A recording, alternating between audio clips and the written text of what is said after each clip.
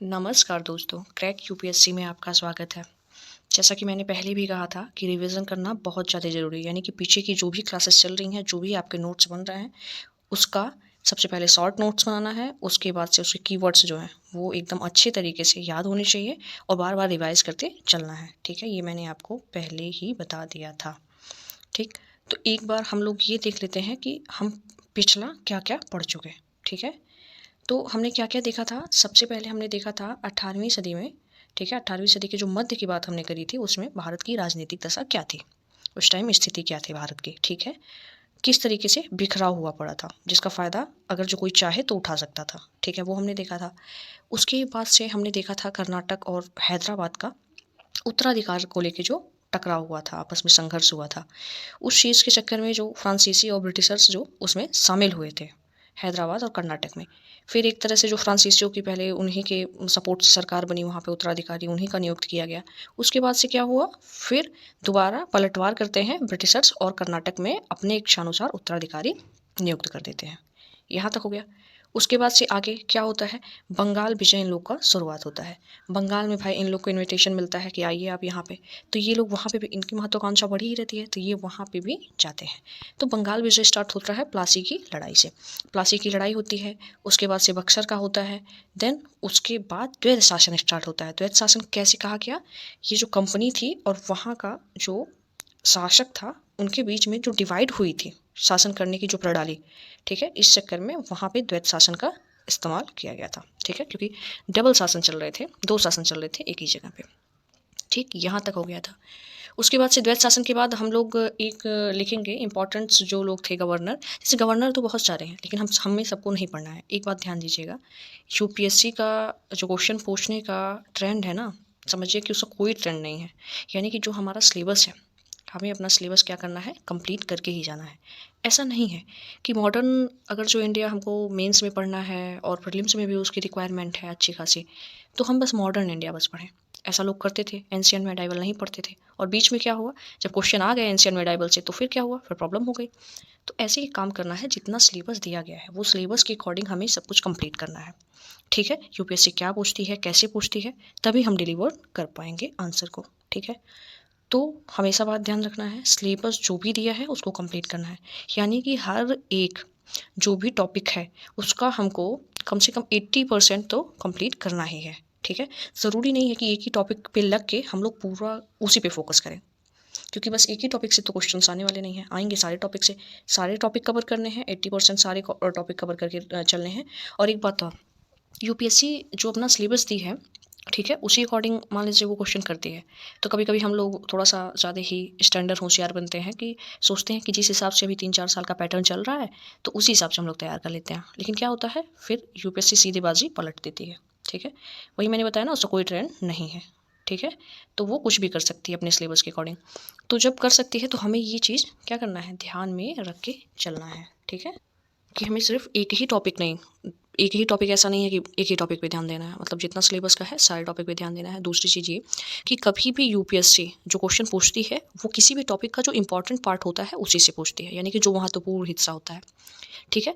तो हम हर एक टॉपिक का महत्वपूर्ण हिस्सा अगर जो पढ़े रहेंगे, ठीक है, तो वहाँ पे हम आंसर राइटिंग कर पाएंगे और जो प्रीलिम्स के जो क्वेश्चन होंगे उसको हम कर पाएंगे। अभी देखिए जस्ट पैटर्न चेंज कर दिया। पहले होता था तो हम लोग गैस करके लगा लेते थे, लेकिन अभी गैस करने का सवाल ही नहीं है। कौन कौन सा सही है, 3-4 ऑप्शन देके कौन कौन सा सही है। वैसे रहता था ए और बी सही है, ए सही है, ए बी सी सही है, ऐसे ऐसे करके देता था। अब क्या हुआ, ये जो गेस करने का ऑप्शन था वो ख़त्म हो गया। तो यूपीएससी हमेशा नए नए कारनामे करती रहती है भाई, उसी के लिए वो जानी जाती है, ठीक है? चलिए, तो हम लोग जहाँ तक लिखे थे उसके बाद से हम लोग गवर्नर यानी कि जो प्रमुख गवर्नर रहेंगे उनके बारे में थोड़ा सा लिखेंगे, उनका कार्यकाल कब से कब तक का है, ठीक है? गवर्नर बहुत सारे आए, लेकिन सबके बारे में हमें नहीं पढ़ना है, ये क्लियर आप लोग जान लो, सबके बारे में हमें नहीं पढ़ना है। जो लोग इंपॉर्टेंट हैं उन्हीं के बारे में बस पढ़ना है। तो उनका कार्यकाल जरा आप लोग लिख लीजिएगा। फर्स्ट नंबर पर लिखिएगा क्लाइव। क्लाइव, ठीक है? क्लाइव 2 बार आया था, ठीक है? क्लाइव का कार्यकाल लिखिए, एक बार लिखिए 1757 से 60, 1757 से 60। और दूसरा क्लाइव का कार्यकाल लिखेंगे, दूसरा क्लाइव का कार्यकाल लिखेंगे 1765 से 67, 1765 से 67, ठीक है? दूसरे नंबर पे लिखेंगे वॉरेन हेस्टिंग्स, दूसरे नंबर पे लिखेंगे वॉरेन हेस्टिंग्स, उनका कार्यकाल था 1772 से 1785। तीसरा नंबर लिखेंगे कॉर्नवालिस, कॉर्नवालिस उनका कार्यकाल लिखेंगे 1786 से 93, 1786 से 93। चौथा लिखेंगे वेलेजली, चौथा लिखेंगे वेलेजली 1798 से 1805, 1798 से 1805। पांचवा लिखेंगे लॉर्ड हेस्टिंग्स, पांचवा लिखेंगे लॉर्ड हेस्टिंग्स, इनका कार्यकाल है 1800, इनका कार्यकाल है 1813 से 23, 1813 से 23। ठीक है, छठवां लिखेंगे विलियम बेंटिक, छठवां लिखेंगे विलियम बेंटिक, उनका लिखेंगे 1823 से 35, 1823 से 35, सॉरी 1828 से 35, 1828 से 35, गलती से मैंने 23 बोल दिया था। ठीक है, विलियम बेंटिक का है 1828 से 35। ठीक है, अगला लिखेंगे आप लोग डलहौजी का, डलहौजी का लिखेंगे 1848 से 56, 1848 से 56। ठीक है, आगे चलेंगे आप लोग, आगे चलेंगे, लिखेंगे, हेडिंग डालेंगे, हेडिंग डालिए क्लाइव, ब्रिटिश साम्राज्य के संस्थापक, क्लाइव ब्रिटिश साम्राज्य के संस्थापक के रूप में, ये हेडिंग डालेंगे, क्लाइव ब्रिटिश साम्राज्य के संस्थापक के रूप में, हेडिंग डालेंगे ये। ठीक है, चलिए पहला पॉइंट इसमें लिखिए। पहला पॉइंट आप लोग लिखेंगे द्वितीय कर्नाटक युद्ध में विपरीत परिस्थितियों में, द्वितीय कर्नाटक युद्ध में विपरीत परिस्थितियों में क्लाइव ने न केवल फ्रांसीसी गुट को पराजित किया, न केवल फ्रांसीसी गुट को पराजित किया, बल्कि अंग्रेज़ों की स्थिति मजबूत हुई, अंग्रेज़ों की स्थिति मजबूत हुई। सेकंड पॉइंट लिखेंगे जनवरी 1757 में कलकत्ता पर दोबारा नियंत्रण स्थापित करने में, जनवरी 1757 में कलकत्ता पर दोबारा नियंत्रण स्थापित करने में क्लाइव की महत्वपूर्ण भूमिका थी, क्लाइव की महत्वपूर्ण भूमिका थी। अगला पॉइंट लिखेंगे प्लासी की लड़ाई में, प्लासी की लड़ाई से पूर्व, प्लासी की लड़ाई से पूर्व बंगाल में फ्रांसीसी बस्ती, बंगाल में फ्रांसीसी बस्ती चंद्रनगर पर कब्जा तथा नवाब के विरुद्ध षड्यंत्र में क्लाइव की महत्वपूर्ण भूमिका थी, नवाब के विरुद्ध षड्यंत्र में क्लाइव की महत्वपूर्ण भूमिका, नवाब के विरुद्ध षड्यंत्र में क्लाइव की महत्वपूर्ण भूमिका थी। अगला पॉइंट लिखेंगे प्लासी की लड़ाई में, प्लासी की लड़ाई में अंग्रेज़ों का नेतृत्व तथा प्लासी के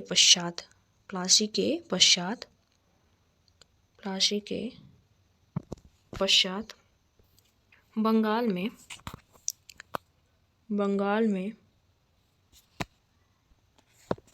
अंग्रेज़ों की नीति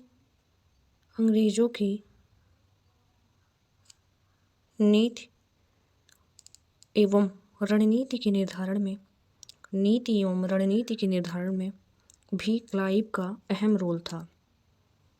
ठीक है, में भी क्लाइव का अहम रोल था। जैसे कि किसमें अहम रोल था, एग्जाम्पल में लिखेंगे उदाहरण करके, बंगाल में अप्रत्यक्ष नियंत्रण, बंगाल में अप्रत्यक्ष नियंत्रण, अधिक से अधिक आर्थिक सुविधाएं प्राप्त करना, अधिक से अधिक आर्थिक सुविधाएं प्राप्त करना इत्यादि। ठीक है, अगला पॉइंट लिखेंगे, तृतीय कर्नाटक युद्ध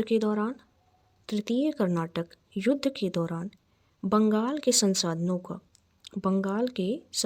का उपयोग क्लाइव के नेतृत्व में, बंगाल के संसाधनों का उपयोग क्लाइव के नेतृत्व में, यानी कि जब ये सेकेंड कर्नाटक युद्ध यहाँ पे कर चुके थे, उसके बाद से मतलब कायदे से आता है कि प्लासी का युद्ध, ठीक है, क्योंकि वो 1757 में हुआ था। तो जब बंगाल में ये प्लासी का युद्ध जीत जाते हैं, ठीक है, लड़ाई जो होती है वो जीत जाते हैं, उसके बाद से इनके हाथ में बहुत सारे धन मिल जाते हैं, मतलब बहुत सारी चीज़ें, बहुत सारे संसाधन मिल जाते हैं, जिसका उपयोग ये जब तृतीय कर्नाटक युद्ध होता है तो बंगाल के ही संसाधनों का उपयोग ये यहाँ पे थर्ड कर्नाटक युद्ध में करते हैं। और बाकी पूरे भारत में जो ये विजय प्राप्त करते हैं, बंगाल के ही संसाधनों का उपयोग करके ये विजय प्राप्त करते हैं। अगला पॉइंट लिखेंगे, बक्सर युद्ध के पश्चात 1765 में क्लाइव को पुनः बंगाल का गवर्नर बनाया गया।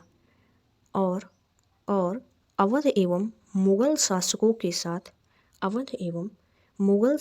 के साथ संधि क्लाइव के निर्देशन में ही संपन्न हुई, अर्थात फिर एक बार अप्रत्यक्ष नियंत्रण, अधिक से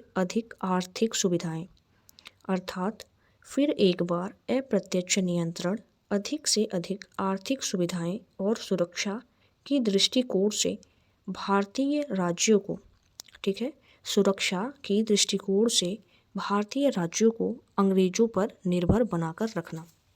इन लोगों की रणनीति होती थी कि जो भारत के राज्य हैं उनको पहले ऐसे कमज़ोर करो कि उनकी सुरक्षा की जिम्मेवारी खुद ले लो, ठीक है। जब उनकी सुरक्षा की जिम्मेदारी तुम्हारे पास खुद ही है तो फिर वो आगे कर क्या पाएंगे, ठीक है।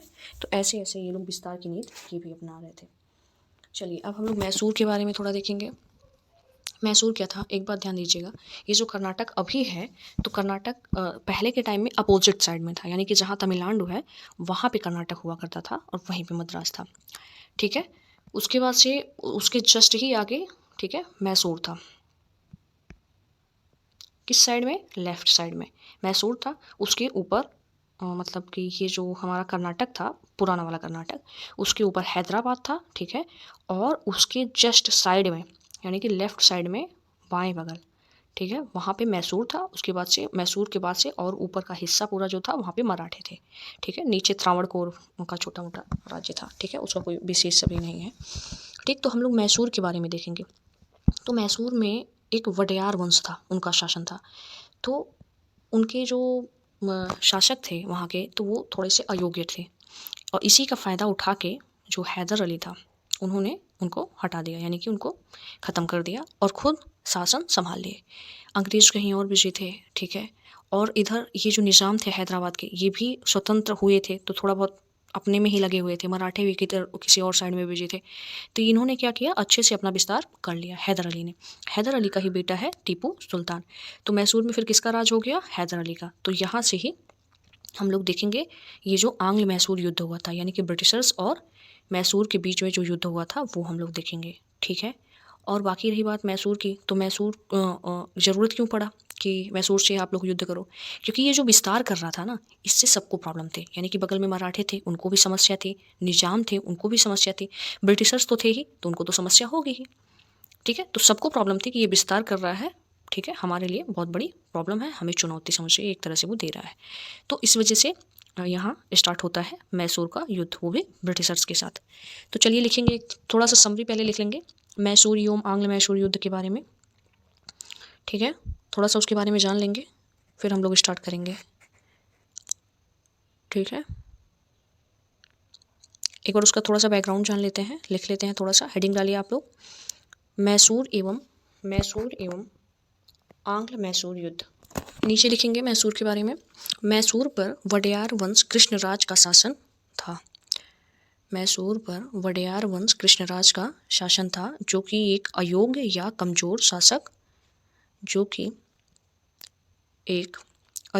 कमज़ोर शासक था। आगे लिखेंगे उचित अवसर देखकर हैदर अली नामक एक सैनिक अधिकारी ने 1761 में सत्ता पर नियंत्रण स्थापित किया। और 1761 से 67 वर्तमान कर्नाटक, तमिलनाडु तथा केरल के एक बड़े भूभाग पर साम्राज्य का विस्तार भी हैदर की नीतियों से अंग्रेजों के साथ साथ मराठे व निजाम भी चिंतित थे। यानी कि इसने क्या किया, 1761 से 67 के बीच में इसने वर्तमान में जो आज कर्नाटक है, आज के टाइम में जो कर्नाटक है, वो कर्नाटक और तमिलनाडु और केरल के बहुत बड़े भूभाग पे क्या किया, अपना साम्राज्य विस्तार कर लिया। ठीक है, एक काम इसने ये किया।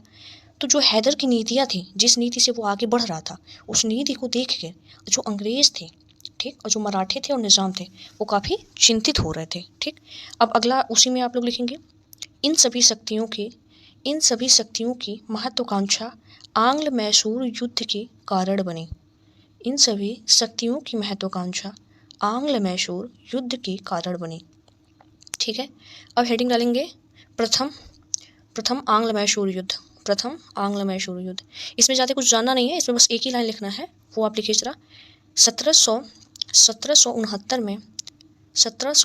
में मद्रास की संधि के द्वारा युद्ध बराबरी पर समाप्त हो गया। 1769 में मद्रास की संधि के द्वारा युद्ध बराबरी पर समाप्त हो गया। ठीक है, अब द्वितीय आंग्ल मैसूर युद्ध लिखेंगे। 1780 से 84 तक। 1780 तक से 84 तक। इसमें पहला पॉइंट आप लोग लिखेंगे 1782 में हैदर अली की मृत्यु। 1782 में हैदर अली की मृत्यु। युद्ध का नेतृत्व टीपू सुल्तान ने किया। ठीक है, हैदर अली की जो मृत्यु हुई थी वो युद्ध में लड़ने के कारण नहीं हुई थी। ठीक है, वो प्राकृतिक तौर पे उसकी मौत हो गई थी। ठीक है, तो जब हैदर अली की मृत्यु हो गई तो कमान कौन संभाल लिया, टीपू सुल्तान। इसी में द्वितीय आंग्ल मैसूर युद्ध में आप लोग दूसरा पॉइंट लिखेंगे। द्वितीय आंग्ल मैसूर युद्ध में आप लोग दूसरा पॉइंट लिखेंगे 1784 में मैंगलोर की संधि के द्वारा युद्ध बराबरी पर समाप्त हुआ। ठीक है, 1784 में मैंगलोर की संधि के द्वारा युद्ध बराबरी पर समाप्त हुआ। नोट में आप लोग लिखेंगे, नोट जो पहले ही लिखवाते थे हम, ठीक है, अलग से जो इम्पोर्टेंट होता था, नोट में आप लोग लिखेंगे प्रथम एवं द्वितीय युद्ध में निजाम एवं मराठे कभी अंग्रेजों की तरफ तो कभी मैसूर की तरफ, लेकिन तृतीय एवं चौथे युद्ध में प्रारंभ से अंत तक निजाम व मराठे अंग्रेजों का साथ दे। यानी कि स्टार्टिंग से क्या होता था, जब हैदर अली था या टीपू सुल्तान भी सेकंड युद्ध में था ही, तो क्या हुआ, स्टार्टिंग में ये लोग जो निज़ाम होते थे, मराठे थे, वो क्या करते थे, अंग्रेज़ों ने उनसे बातचीत की, भूभाग देने की बात की और सारी चीज़ें देने की बात की, तो ये लोग अंग्रेज़ों की तरफ हो गए। फिर क्या होता था, जब ऑफ़र उससे ज़्यादा हैदर दे देता था तो ये लोग कहाँ हो जाते थे, हैदर अली की तरफ हो जाते थे। तो पहले और दूसरे जो आंग्ल मैसूर युद्ध था, उसमें कभी मराठे और जो निज़ाम थे कभी अंग्रेज़ों की तरफ होते, तो कभी क्या होते, यहाँ हैदर की तरफ होते, मैसूर की तरफ होते। लेकिन तृतीय और चतुर्थ जो युद्ध हुआ था, आंग्ल मैसूर युद्ध, उसमें शुरू से लेके अंतिम तक जो निजाम थे, जो मराठे थे, वो किसका साथ दिए थे, अंग्रेजों का साथ दिए थे। ये नोट में हमने लिखवा दिया। ठीक है, अगला अब थोड़ा हम लोग जान जाएंगे टीपू सुल्तान की विशेषताएं क्या थी, कैसे वो एक खतरनाक शत्रु के रूप में था, अंग्रेजों के लिए या निज़ाम के लिए या मराठे के लिए। देखिए, दिक्कत किसको होगा, मान लीजिए कोई कहीं पे है, उसके आसपास जो है, और वो इंसान बहुत ज़्यादा खतरनाक है, कुछ खतरा पहुंचा सकता है सामने वाले को, तो आसपास के ही लोग डरेंगे जिनको उससे खतरा है। ठीक है, तो आसपास में कौन था, एक अंग्रेज़ थे, एक निज़ाम थे और एक मराठे थे। ठीक है, तो ज़रा अब टीपू सुल्तान के बारे में हम लोग लिख लेते हैं, थोड़ा सा टीपू सुल्तान के बारे में जान जाते हैं, क्योंकि अब टीपू सुल्तान की एंट्री हो गई है, क्योंकि कमान अब उसके हाथ में आ गया है, हैदर की मृत्यु हो गई है। अब जरा हेडिंग डालिए, टीपू सुल्तान अंग्रेजों के सर्वाधिक शत्रु के रूप में। ठीक है, हेडिंग डालेंगे, टीपू सुल्तान अंग्रेजों के सर्वाधिक शत्रु के रूप में। अब हेडिंग का भी सब हेडिंग डालेंगे नीचे, आर्थिक क्षेत्र में लिखेंगे, आर्थिक क्षेत्र में एक छोटा सा हेडिंग डाल के फिर आगे लिखेंगे। पहला पॉइंट लिखेंगे, किसानों से भू राजस्व वसूली के लिए प्रत्यक्ष संपर्क स्थापित किया। किसानों से भू राजस्व वसूली के लिए प्रत्यक्ष संपर्क स्थापित किया। दूसरा पॉइंट लिखेंगे, यूरोपियन कंपनियों की तरह व्यापारिक कंपनी की स्थापना का इच्छुक। जो टीपू सुल्तान था, वो जो किसान होते थे उनसे जो भू राजस्व वसूली होती थी, तो प्रत्यक्ष अपना ही वो खुद जाके संपर्क करता था लोगों से। और दूसरी चीज़, जैसे यूरोपियन कंपनियां थी वैसे ही वो भी सोचता था, वैसे ही व्यापारिक कंपनी की स्थापना के लिए। उसी में आगे लिखेंगे, विभिन्न देशों से व्यापारिक संपर्क स्थापित करने की कोशिश। विभिन्न देशों से व्यापारिक संपर्क स्थापित करने की कोशिश तथा दूतों, राजदूतों, व्यापारिक प्रतिनिधियों के माध्यम से व्यापार का प्रसार। ठीक है, व्यापारिक प्रतिनिधियों के माध्यम से व्यापार का प्रसार। इसमें जैसे लिख लेंगे, जैसे फ्रांस, तुर्की इत्यादि, इन सब देशों से संपर्क भी कर रहा था। ठीक है, राजदूतों, व्यापारिक प्रतिनिधियों के माध्यम से। अगला पॉइंट उसी में लिखेंगे, मसालों के व्यापार पर राज्य का एकाधिकार। मसालों के व्यापार पर राज्य का एकाधिकार। आगे लिखेंगे, आगे हेडिंग डालेंगे, ठीक है, सैनिक क्षेत्र में हेडिंग डालेंगे, सैनिक क्षेत्र में। ठीक है, सैनिक क्षेत्र में लिखेंगे, फ्रांसीसियों के सहयोग से, पहला पॉइंट लिखेंगे, सैनिक क्षेत्र में पहला पॉइंट लिखेंगे, फ्रांसीसियों के सहयोग से सेना का आधुनिकीकरण। फ्रांसीसियों के सहयोग से सेना का आधुनिकीकरण। अभी फ्रांसीसियों का सहयोग क्यों था वो हम आपको आगे बताएंगे। ठीक है, आगे दूसरा पॉइंट लिखेंगे, नौसैनिक क्षमता के विकास के लिए नौसेना बोर्ड का गठन। नौसैनिक क्षमता के विकास के लिए नौसेना बोर्ड का गठन तथा कुछ नौसैनिक बंदरगाहों की स्थापना। इसमें अगला पॉइंट लिखेंगे, ब्रिटिश विरोधी राष्ट्रों के साथ गठबंधन बनाने का प्रयास। ठीक है, ब्रिटिश विरोधी राष्ट्रों के साथ गठबंधन बनाने का प्रयास। जैसे कौन से ब्रिटिश विरोधी राष्ट्र थे, जैसे फ्रांस हो गए, तुर्की हो गया, अफगानिस्तान हो गया। ठीक है, ये जैसे में लिख लेंगे, फ्रांस, तुर्की, अफगानिस्तान। अगला हेडिंग आप लोग डालेंगे, आधुनिक विचारों का प्रभाव। अगला हेडिंग डालेंगे, आधुनिक विचारों का प्रभाव। उसमें लिखेंगे, टीपू सुल्तान, आधुनिक विचारों का प्रभाव में लिखेंगे, टीपू सुल्तान समानता स्वतंत्रता जैसे आधुनिक विचारों व यूरोपीय परिवर्तनों की समझ रखता था।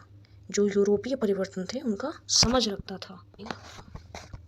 ठीक, आगे लिखेंगे, फ्रांसीसी क्रांति 1789 से 99।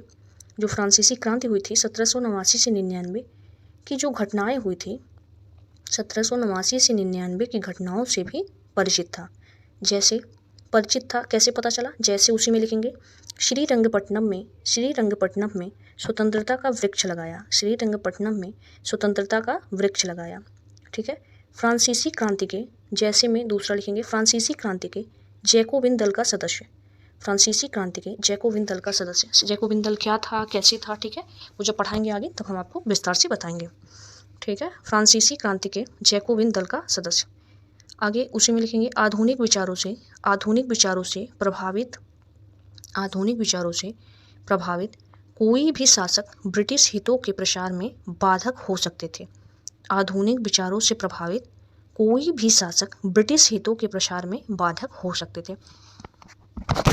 चलिए ठीक है, आज का वीडियो यहीं समाप्त करना पड़ेगा क्योंकि अभी जो मेरा माहौल है वो सही नहीं है। ठीक है, और मुझे किसी काम से बाहर आना पड़ा है, फिर भी मैंने सोचा कि आप लोग का ये छूटे ना, जो है मिल जाए टाइम पे लेक्चर, क्योंकि सारा कोर्स कंप्लीट कराना है। वैसे ही कोर्स बहुत ज़्यादा लेंदी है। ठीक, उसमें करंट अफेयर्स का पार्ट भी हमें देखना है डेली बाय डेली। ठीक है, क्वेश्चन अटेंड करने हैं डेली बाय डेली। ये सारे ऐसे काम हैं जिसको हम लोग छोड़ नहीं सकते। ठीक, तो आगे आपको टाइम पे लेक्चर मिला करे। ठीक है, इस वजह से मैंने ऐसा किया। ठीक है, तो अगला वीडियो आपको मिल जाएगा नेक्स्ट में। और आप लोग जो भी समझ में ना आए, और ये जो यूपीएससी का जो आपको एग्ज़ाम देना है उससे संबंधित अगर जो किसी भी चीज़ की ज़रूरत पड़ती है तो आप लोग बताइएगा ज़रूर कमेंट करके। ठीक है, तो उसको प्रोवाइड कराने की कोशिश किया जाएगा। थोड़ा सा डिले हो सकता है, लेकिन इतना भी डिले नहीं होगा कि कोई दिक्कत हो आपको। ठीक है, आपको प्रोवाइड किया जाएगा जैसे ही टाइम मिलता है वैसे ही। ठीक है, चलिए बहुत बहुत धन्यवाद, और आप लोग निरंतर प्रयास करते रहेंगे।